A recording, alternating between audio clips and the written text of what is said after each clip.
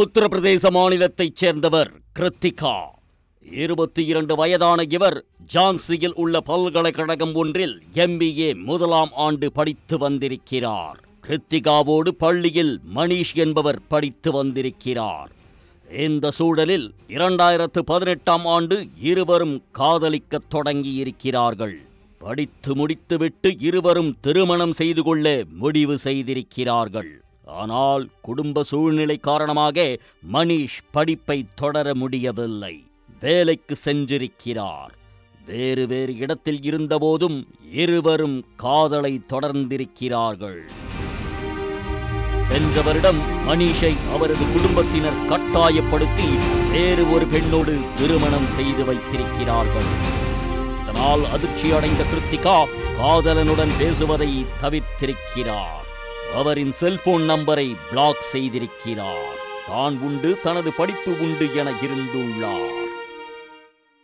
குடும்பத்தின் கட்டாயத்தின் பேரில் திருமணம் செய்து கொண்ட மணிஷால் 2 மாதங்களுக்கு மேல் அந்த மன வாழ்க்கையை தொடர முடியவில்லை.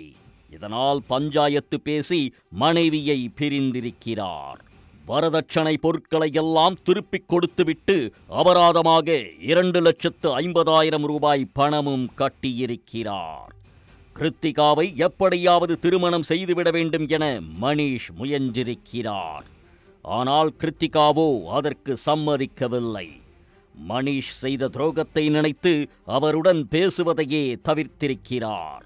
இதனால் மிகுந்த மன உளைச்சலுக்கு ஆளான மணிஷ் ஒரு விபரீத முடிவை எடுத்திருக்கிறார்.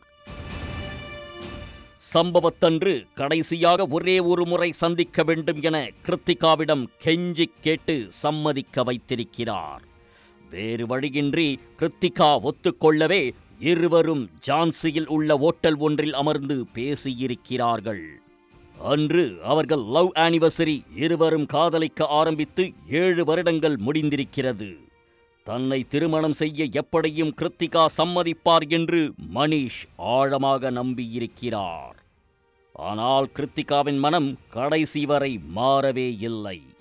விரக்தியோடு காதலியை பல்கலைக்கழக விடுதிக்கு அழைத்து வந்த மணிஷ் திடீரென மறைத்து வைத்திருந்த துப்பாக்கியை எடுத்து கிருத்திகாவை சுட்டிருக்கிறார்.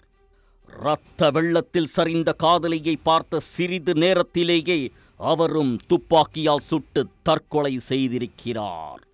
அக்கம் பக்கத்தில் இருந்தவர்கள் இருவரையும் மீட்டு மருத்துவமனைக்கு கொண்டு சென்றிருக்கிறார்கள். மணிஷ் ஏற்கனவே இறந்துவிட கிருத்திகாவுக்கு தீவிர சிகிச்சை அளிக்கப்பட்டு வருகிறது. இந்த சம்பவம் தொடர்பாக வழக்கு பதிவு செய்த போலீசார் விசாரணை நடத்தி வருகின்றனர். உடனுக்குடன் செய்திகளை தெரிந்து கொள்ள சன் நியூஸ் பெல் ஐகானை கிளிக் பண்ணுங்க.